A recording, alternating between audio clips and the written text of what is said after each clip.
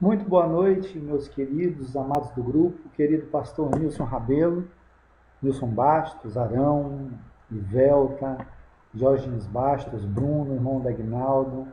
Obrigado pela vida de cada um de vocês, mestre Eduardo, incansável, né? Louvo a Deus pela tua vida, você tem edificado muito a todos nós. Em homenagem ao pastor Nilson, queridos, eu vou fazer um vídeo ainda aqui improvisado, e nesse vídeo eu quero começar ele pelo fim, né? Eu quero abordar questões de maneira imediata, coisas que muitas das vezes a gente não consegue compreender por que aconteceram, e aí a gente deixa para lá como se tivesse que ter sido, por exemplo, dessa maneira. Por exemplo, várias vezes Israel pecou, mas Deus em nenhum momento resolveu rasgar o reino e fazer esse reino se transformar em duas casas, como foi o caso da casa de Israel, que ficou na mão de um efraimita, Jeroboão, e a casa de Judá, que permaneceu ali com Roboão e que se agregou a ele a tribo de Benjamim. Por que aconteceu aquilo ali? Deus podia ter perdoado, ter tirado Salomão do trono, Deus poderia ter trocado Salomão, e aí aconteceu que no reinado de Roboão, Israel foi rasgado ao meio, fazendo assim com que o reino de Israel se transformasse em duas casas, a casa de Israel e a casa de Judá. Bom, questões como essa, nós voltando um pouquinho atrás, nós também temos que compreender um pouquinho a respeito de por que, por exemplo, Jacó, quando viu José, de repente ele resolveu tomar para si os filhos de José, Manassés e Efraim, e colocando o Efraim como primogênito dele na frente de Manassés, e aí ele tomou para si a Efraim, né? E muita gente também não entende essa passagem, e isso fica, as pessoas vão lendo a Bíblia e elas vão assim, deduzindo as coisas pelo que acha que deveria ser, mas elas não conseguem entender a raiz das coisas. Então vamos lá, eu quero começar o nosso estudo de hoje, um pouquinho a respeito do ensino das duas casas, né? Começando com Abraão, nosso pai da fé, com Abraão, no capítulo 12 de Gênesis, versículo 2 e 3, Deus ele chama Abraão e ele diz assim: eu fartei uma grande nação e eu te abençoarei e te engrandecerei, e o teu nome, e tu serás uma bênção. E abençoarei os que te abençoarem, e amaldiçoarei os que te amaldiçoarem, e em ti serão benditas todas as nações da terra. Então nós podemos ver pelo chamado de Abraão, queridos, que o plano de Deus era para que as nações da terra pudessem ser abençoadas através do crente Abraão. Mas em um dado momento mais adiante, quando Deus firma essa aliança, quando Deus faz um juramento a Abraão a respeito dessa aliança e muda o nome dele, ele diz exatamente assim, que ele faria a descendência de Abraão como as estrelas do céu e como a areia do mar. Então você observa que na proporção que Deus vai fazendo essa seleção, né, dessa descendência, porque quando Deus resolve chamar em Isaac a descendência de Abraão, ele resolve o quê? Ele resolve, por exemplo, lá em Gênesis 26, no capítulo, versículo 4, versículo 3, diz assim, Deus aparece para Isaac em Gerar, né? E aí ele diz, peregrina nessa terra, porque eu te abençoarei, e a tua descendência darei todas essas terras, e confirmarei o juramento que tenho feito a Abraão. E multiplicarei a tua descendência como as estrelas do céu. Olha que coisa maravilhosa, né? O Senhor promete a Isaac agora, né, a mesma coisa que ele promete para Abraão, e ele vai mantendo essa promessa dele de que as nações da terra seriam benditas através dessa descendência. Mas quando chega em Jacó, e aqui, irmãos, nós não estamos tratando de nuances como o chamado de Abraão, né, de onde ele veio, as implicâncias, as importâncias a respeito disso, a rejeição de Esaú, né, com relação a Jacó. Nós não estamos tratando aqui da questão de que Deus disse que Isaac era o único filho de Abraão, quando na verdade Abraão, né, tinha Ismael. Dá-me o teu filho, o teu único filho, né? E na verdade não era o único filho. A gente não vai tratar desses pormenores que são importantes. mas nós vamos tratar dessa promessa e das implicâncias com relação a essa promessa. Observe comigo que quando Deus chega para poder fazer uma promessa a Jacó, existe uma tônica diferente de Deus quando Deus ele chama Jacó.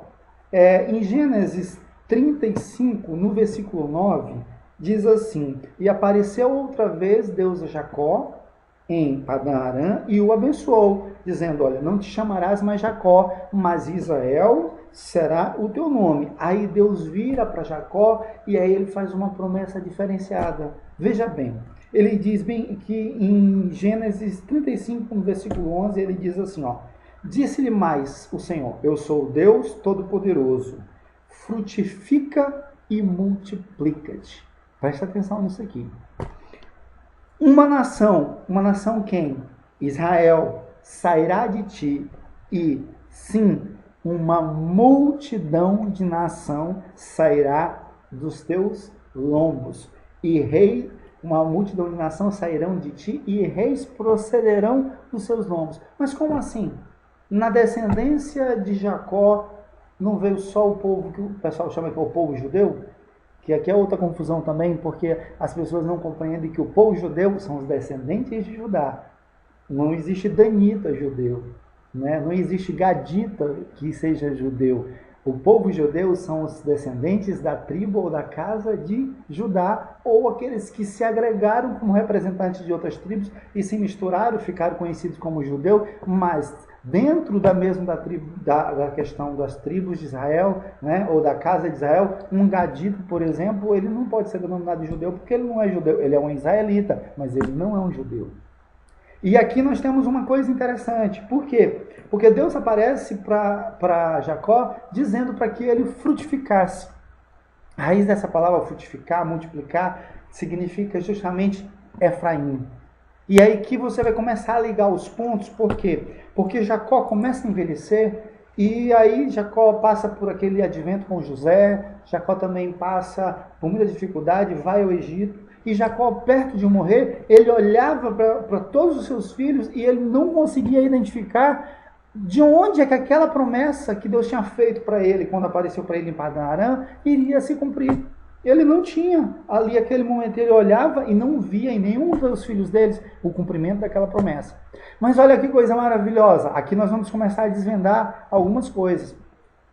Observe comigo, em Gênesis 48, aconteceu que Jacó adoece e aí avisam a José, e aí José pega os seus dois filhos, o primogênito, Manassés, e a Efraim, que significa justamente frutificar, frutífero, né? E aí ele vai visitar, né, a Jacó. Quando ele chega diante de Jacó, Jacó olha para aqueles dois filhos, pergunta quem são eles? Ah, são meus filhos, meu pai, né? O menor, né, que é Efraim, e o maior. Aí o que acontece?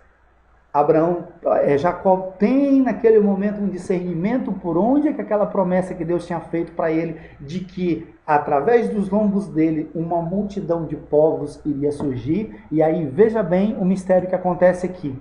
Ele chega para José e diz exatamente assim para José. Preste bem atenção.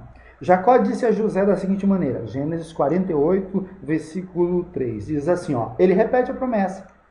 O Jacó disse a José: o Deus Todo-Poderoso me apareceu em luz na terra de Canaã e me abençoou e me disse assim, ó: eis que te farei frutificar e multiplicar, e tornar-te-ei uma multidão de povos, e darei esta terra à tua descendência depois de ti em possessão perpétua. Aí ele vira e diz assim para os filhos dele, depois que ele repete a promessa, ele diz assim, ó: agora, pois, os teus dois filhos que nasceram a ti, né?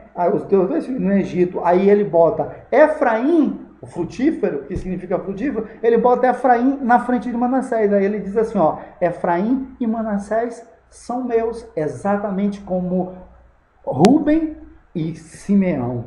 Agora, veja bem, a partir daqui, você vai começar a entender algumas coisas, porque que Deus diz lá na frente nos profetas, se eu não me engano é em Oséias, que diz assim, Deus diz assim, Efraim é o meu primogênito, filho filhos das minhas delícias, né? Mas aqui é interessante porque José posiciona os dois filhos para poderem serem abençoados por Jacó e posiciona Efraim na mão esquerda de Jacó e Manassés na mão direita. Mas aí o que acontece? Jacó, ele inverte as mãos. Quando ele inverte as mãos, isso fica ruim aos olhos de José. E aí no versículo 17 diz assim: vendo, pois, José que seu pai punha a sua mão direita sobre a cabeça de Efraim, foi mal aos seus olhos e tomou a mão de seu pai para transpor de sobre a cabeça de Efraim à cabeça de Manassés. E José disse a seu pai: meu pai, não assim. E aí, veja a resposta, irmãos, de Jacó para José. Ele diz: olha, meu filho, eu sei, né? Também ele será um povo, e também ele será grande. Contudo, seu irmão menor será maior do que ele, né? E a sua descendência será uma multidão de nações.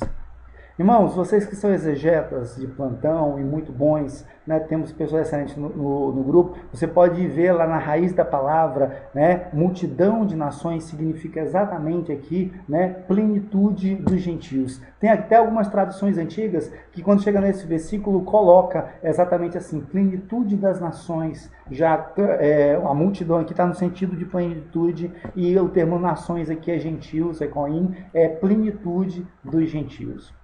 Agora sim, né, quando Deus coloca a mão sobre, Jacó coloca a mão sobre Efraim e abençoa ele para que ele seja uma multidão de nação, você vai começar a entender o que foi que aconteceu lá em 1 Reis 11. Em 1 Reis 11, quando o profeta Aías, ele chega justamente para Jeroboão. Quem era Jeroboão, irmãos? Jeroboão era um efraimita, que era o quê? Filho de Nebate. E aí o profeta Aías encontra ele no campo, e Aías segura firmemente a capa e rasga aquela capa em 12 pedaços, e aí o que acontece ali? Ele entrega 10 pedaços, que seriam 10 tribos de Israel, para quem? Para o efraimita Jeroboão naquele momento. E ali ele rasga o reino, né, da mão de Salomão e entrega a Roboão, prometendo que ia fazer essa divisão justamente não no rei de Salomão, por amor a Davi, mas ele iria fazer isso no tempo de Roboão, o seu filho. E ele diz ainda mais, ele diz assim, que no versículo 37 do capítulo 11 de 1 Reis, ele diz assim, quanto a você, eu farei reinar sobre tudo o que o seu coração desejar. Você será rei de Israel. Como assim rei de Israel aqui? O Senhor está falando que ele seria rei da casa de Israel, porque naquele momento Deus pega o reino de Israel, que compunha as 12 tribos, e ele separa aquele reino em 10 tribos, que iriam ficar na mão do efraimita, né, Jeroboão, e ele deixa, junto com a tribo de Judá, ele deixa a tribo de Benjamim. No entanto, é lógico que muitos levitas, muitas outras pessoas de outras tribos se agregaram, né, e aí se transformam em judeus nesse aspecto, mas as 10 tribos, elas vão ser o quê? Separadas, e aí você passa a ter duas casas, que seria justamente a casa de Israel e a casa de Judá. E aqui começa um mistério interessante, porque Deus ele ainda diz para o efraimita Jeroboão, ele diz assim, presta atenção, se você fizer tudo o que eu ordenar, e andar nos meus caminhos, e fizer o que eu aprovo, obedecendo a meus decretos e aos meus mandamentos, como fez Davi o meu servo, estarei com você, e edificarei a você uma dinastia tão permanente quanto a que edifiquei para Davi, e darei Israel, a casa de Israel, a você. E humilharei os descendentes de Davi por causa disso, mas não para sempre. Então veja bem, naquele momento Deus prometeu, o desejo de Deus era para que Efraim pudesse ser o quê? Os descendentes de Efraim, a casa de Efraim, reinasse sobre toda a casa de Israel. Porque Deus já tinha previsto isso lá atrás. né? Os irmãos estão ligando os pontos. Deus ele tinha previsto aquilo lá atrás, ele tinha um objetivo, mas esse objetivo ele vai mais além. E aí naquele momento, Deus ele poderia ter feito qualquer coisa, ter perdoado Salomão, trocado Salomão como é, mas Deus resolveu rasgar o reino de Israel em duas casas. E quando o Roboão, o filho de Salomão, tenta, né, ir à guerra para poder reverter isso, Deus ele fala ao profeta Semaías, homem de Deus, né? E ele diz assim, olha, diga a Roboão, filho de Salomão, rei de Judá, às tribos de Judá e Benjamim e ao restante do povo, que no caso ficou junto, assim diz o Senhor, não saiam à guerra contra seus irmãos israelitas, voltem para casa todos vocês, pois fui eu que fiz isso, né? E eles obedeceram a palavra do Senhor e voltaram para suas casas conforme o Senhor tinha ordenado. Então foi o próprio Senhor que rasgou aquelas